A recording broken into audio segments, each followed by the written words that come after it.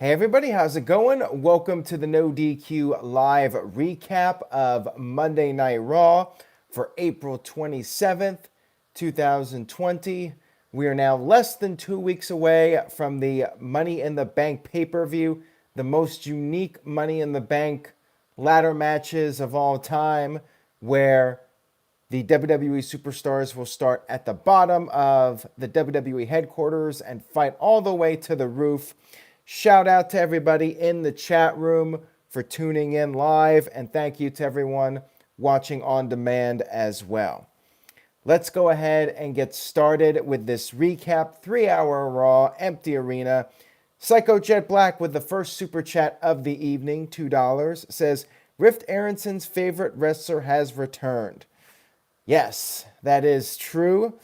I will be talking about that certain wrestler who was a former WWE champion. That's right, folks. A former WWE champion returned on this show. This was a big Raw because we had a former world champion make his grand return. So stay tuned. Big news, everybody. We had our intro for Raw. Samoa Joe is back, but he's back on commentary. Unfortunately, Joe has been dealing with a concussion. He suffered 2 concussions in a very short period of time, and then he got suspended for a wellness violation. He's back now doing commentary again, replacing Jerry Lawler, which is a positive. I will say that. We had the MVP Lounge kick off the show. MVP had these couches in the ring which looked like those cheap futons that you can buy at Walmart for $200, which I'm not saying that's a bad thing. WWE released a bunch of wrestlers recently, and it would be in very bad taste to have very expensive couches out there at ringside. But still, MVP Lounge, and you have a bunch of Walmart couches out there. Shanti with a $2 super chat says, I feel glorified tonight. I'm sure you do, Shanti, and we'll get to that here in a few minutes. MVP introduced 3 participants for the men's Money in the Bank match. Rey Mysterio, Aleister Black, and Apollo Crews. Apollo started to talk, but before he could really say anything, we had Camp Vega come out. Zelina Vega with her team of superstars, Andrade, Angel Garza, and Austin Theory. Zelina said that the guys in the ring could not measure up to her guys, and she feels that her guys should be in the Money in the Bank match instead of the baby faces. Mysterio said, hey, if you guys are looking for a fight, you got one. And sure enough, we had a big brawl. Holla, holla, holla, players. You know how this goes. Opening match was basically a tag match. Promo to start off the show turns into a tag match. The usual routine here from WWE. A very long match, which went not 1 but 2 commercial breaks. Apollo Crews got a hot tag and ended up kicking out of Andrade's elbow strike. Crews then came back, hit his sit-down powerbomb, and scored the pinfall victory over the United States champion Andrade. Andrade was very upset about this backstage. Apollo showed up and said that Andrade and Zelina, they're a bunch of sore losers. He bragged about how he can beat Andrade not once, but twice in the same night. Andrade was like, anywhere you want to fight, we can do it. Apollo slapped Andrade. Zelina got in Apollo's face and said, you want the match for the title? You want the title shot? She did use the word shot. She said, if he wants it tonight, he's got it. And that led to a United States Championship match later on the show. Throughout this episode of Raw, we had Triple H's top 10 moments. We already had a Triple H 25th anniversary celebration on SmackDown, and it was the lowest rated SmackDown in the history of Fox. Yet, for some reason, we're getting more Triple H. More Triple H is what this show needed, apparently. We had a video package of Drew McIntyre and Seth Rollins, which was repeated later on the show. And by the way, WWE was hyping up a contract signing, our monthly contract signing on WWE television. Letter grade down. And guess what? I was trying to be nice before. I was not doing the letter grade for Raw because I feel it's not right under the circumstances, but this is ridiculous.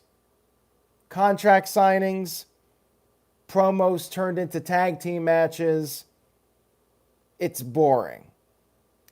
And I am giving this show a letter grade at the end. I don't care if it's mean or unfair. I'm doing it. We had Asuka come out for a triple threat match against Nia Jax and Shayna Baszler. When this match was announced, I was thinking, this is a really interesting match to do on Raw because all three women are being pushed and somebody's got to lose this, right? Like, how do you protect all three women? I was intrigued about what WWE was going to do with this. Asuka cut this promo and Nia came out, Shayna came out. A fight immediately started on the outside of the ring. Asuka threw Shayna Baszler into a ladder, but then Asuka and Shayna got back into the ring. Nia got into the ring, grabbed a ladder, and used the ladder on both of them, basically knocking them both down with the ladder.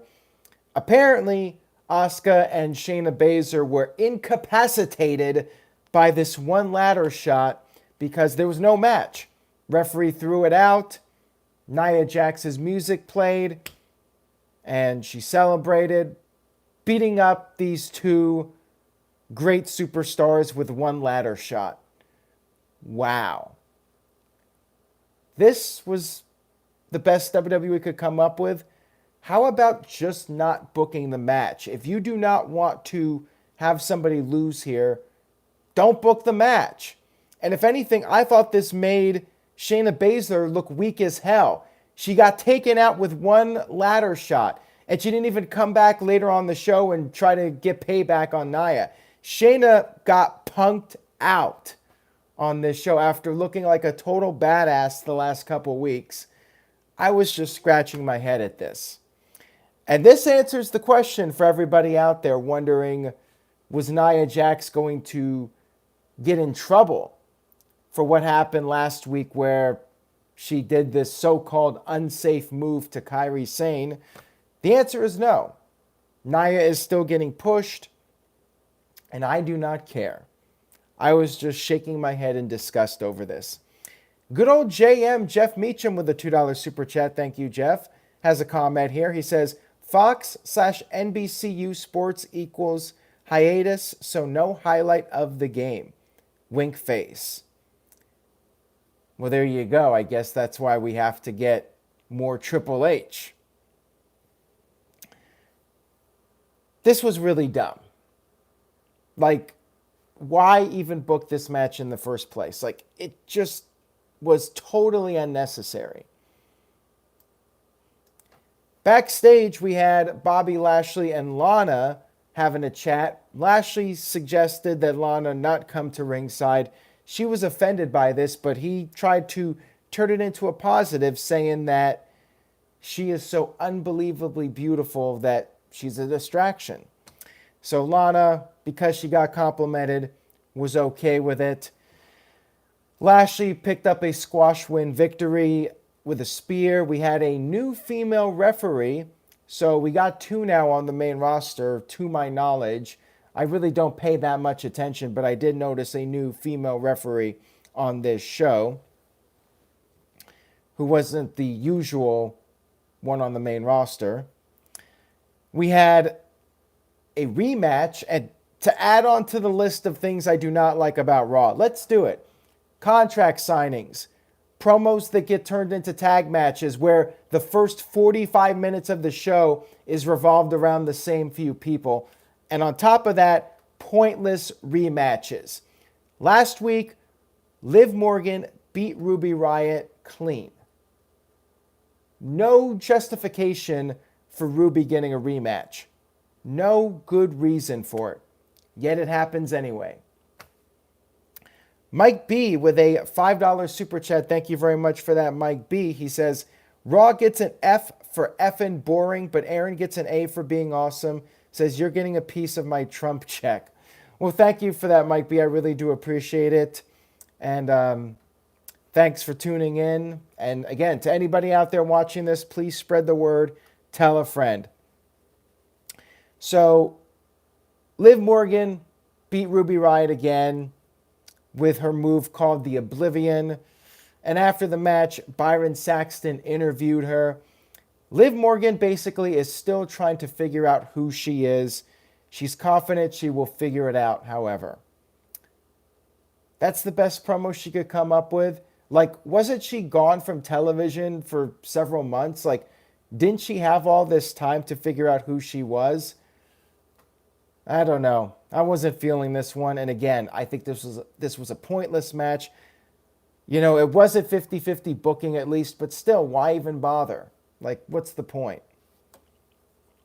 Why not just have Liv against somebody else? Put in Liv Morgan versus somebody from NXT. I don't know. We had Nia Jax backstage interviewed about her rampage. And this is where I thought maybe Shayna Baszler might show up and try to get revenge or something. But nope.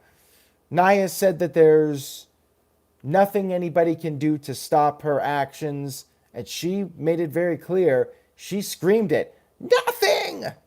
in her annoying Nia Jax voice that only she can do.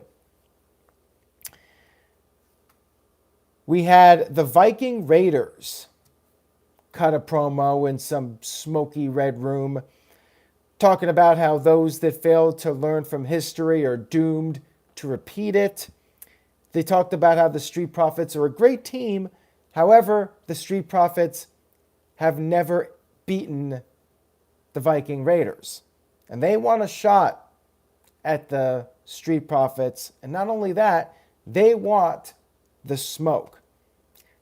I guess this was a step up from the carpool karaoke from last week. I'll say that much.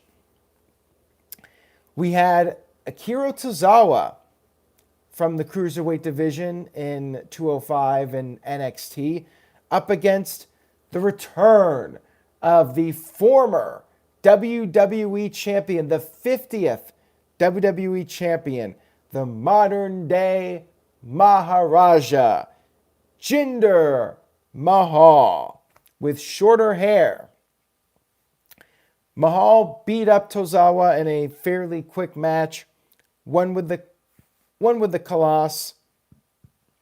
No post-match promo. I was hoping Jinder would maybe say, hey, winner of Seth Rollins versus Drew McIntyre, I'm coming for you, or something like that. But no post-match promo.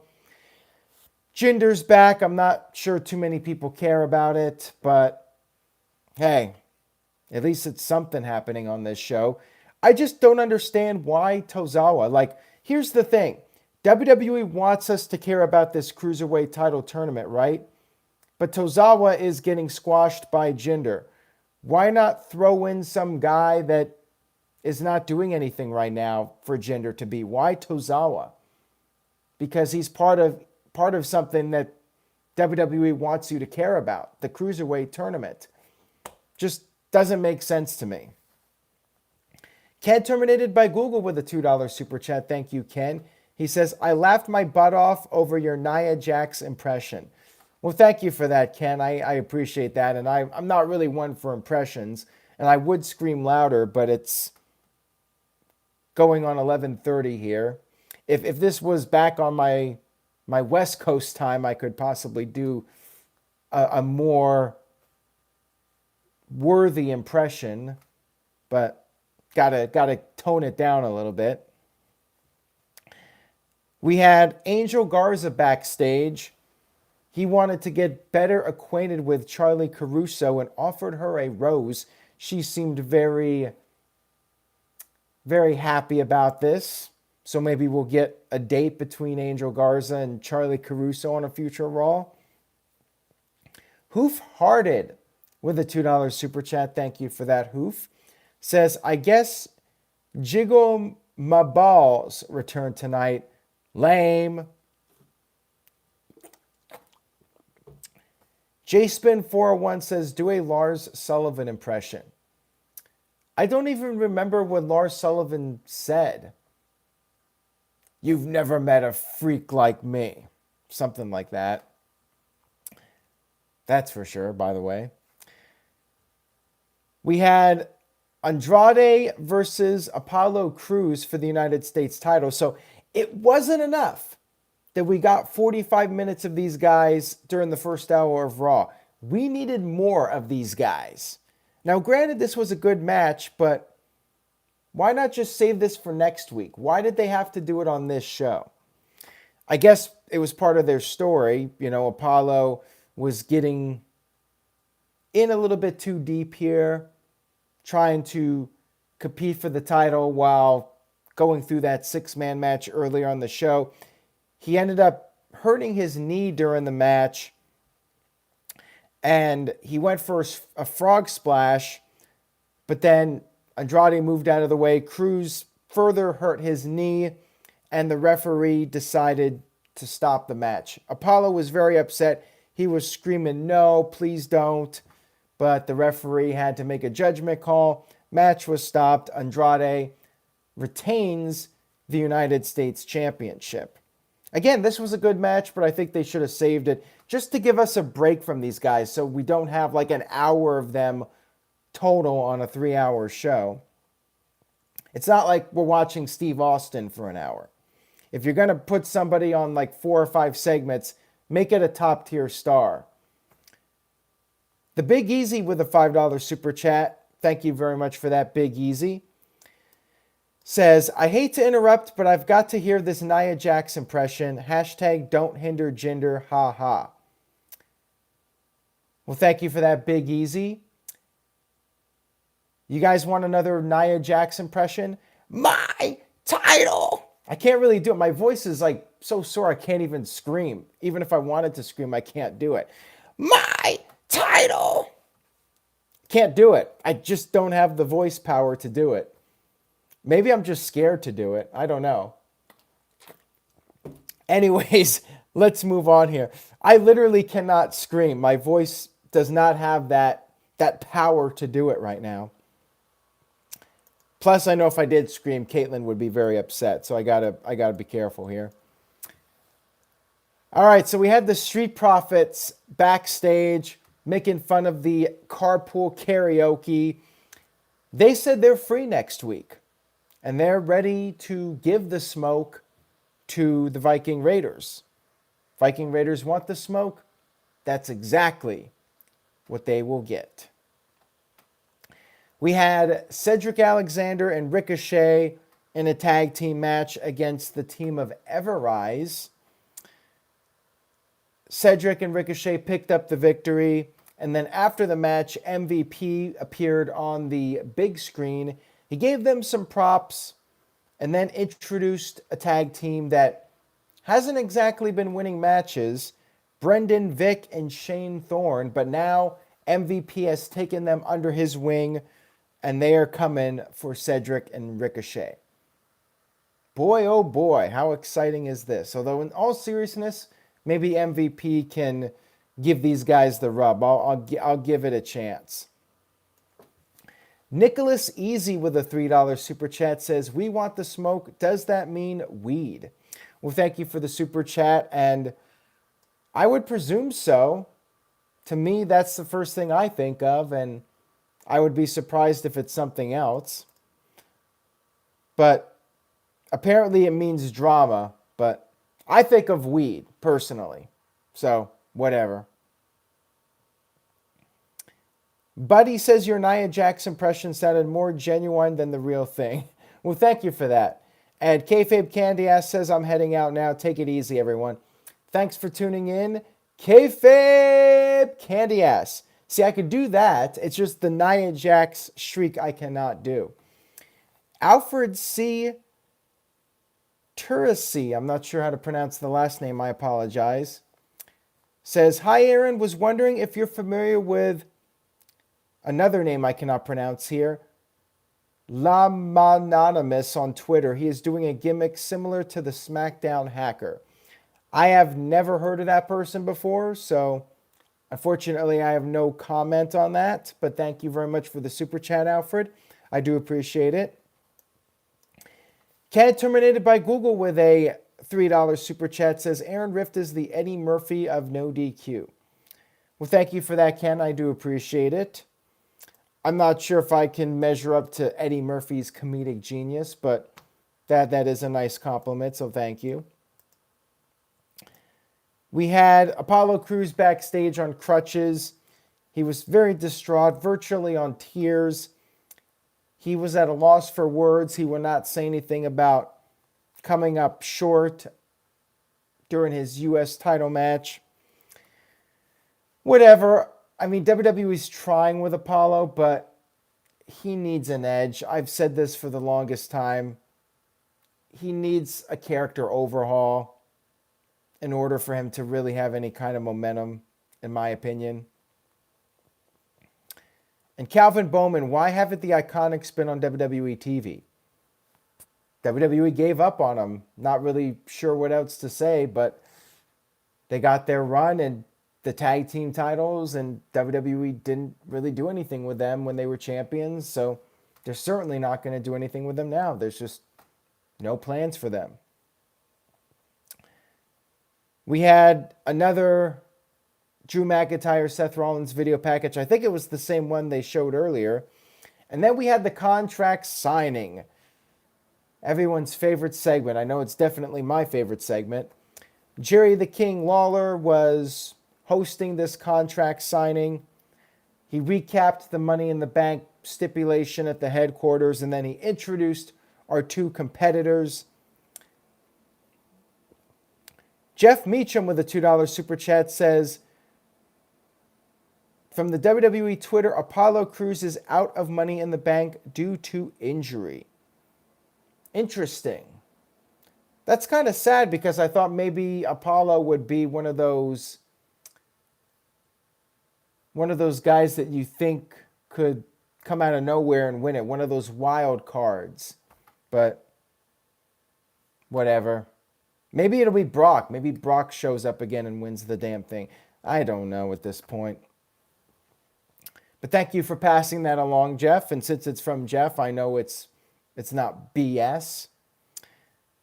I know sometimes people post in the chat room fake news. So thank you, Jeff. Jerry Lawler hosted the contract signing, so he's still being brought to television despite being an age risk to catch coronavirus, but whatever. Who cares about people's health, right? Although if Jerry Lawler wants to do it, I guess there's nothing stopping him. WWE is going to let him show up to work and risk his health. I don't get it, but whatever.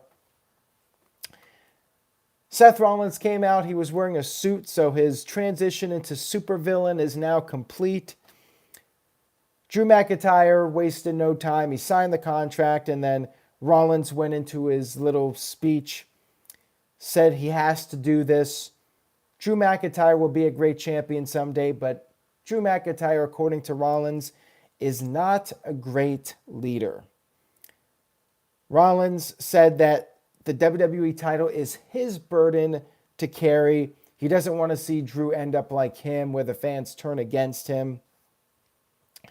Drew then responded to this saying it's clear to him that Rollins is completely full of shit. And he did say the S word, and it was uncensored. Attitude Era is back, everybody. Seth Rollins then responded to this by saying that he will make sure that the picture is clear at Money in the Bank, and Drew will be better off for it. Rollins signed the contract, and then Drew McIntyre slammed Seth Rollins' head into the table. Drew threw the table over the top rope. That table has a family, damn it. And then Drew was about to give the Claymore to Rollins when the disciple, not Ed Leslie, but Buddy Murphy, or don't call him Buddy Murphy, got into the ring, attacked Drew, and then Rollins came up to Buddy or Murphy, gave him a hug, and then McIntyre came in, hit the Claymore on Buddy or Murphy. I keep calling him Buddy. I just don't like calling him Murphy. I like Buddy. Seth Rollins fled the scene, and that, my friends, was the end of this week's Monday Night Raw. I did enjoy the line from Drew about Rollins being completely full of shit. But other than that, I thought this Raw was a complete waste of time. D- is my letter grade for Raw. The shit line saved it from F territory. Darren with a $5 super chat. Thank you very much for that, Darren. He says, "Hey, Aaron, I will give you a $5 super chat if you dance to Undisputed Era's theme song after the review for Carla." I don't even know the dance, to be perfectly honest with you. As much as I'm a hoe for money, I don't even know the dance. That's how much I pay attention to that stuff. I'm sure Big G would do it for you. Hey, how about this? If you super chat on the No DQ review on Thursday, I will give that $5 to Big G. Actually, I'm not even sure if Big G is going to be on, so never mind. But if anybody who's on the review on Thursday is willing to do it on video, I'll send them $5 if you send in a super chat on Thursday. Ken Terminated by Google with a $2 super chat says, "I had to keep tipping because you made me LOL tonight." Thank you for that, Ken. I do appreciate it. And if you guys enjoyed the video, please spread the word. Tell a friend. Sorry I was so negative about Raw tonight, but I thought it was a very boring show. Very run-of-the-mill. Basically, it's let's just stick to what we usually do. Let's not try anything different whatsoever. We're just going to do a contract signing, 45 minutes with the same handful of people. Promo turned into a tag match. Let's just do a rematch from last week that makes no sense. And then let's make Shayna Baszler look like a complete fool. That was pretty much Raw. I'm hopeful Wednesday will be better. Apparently this AEW show is going to be a big deal. Tony Khan has been hyping it up, but of course he would. He's the president. So of course he's going to say Dynamite's going to be a great show.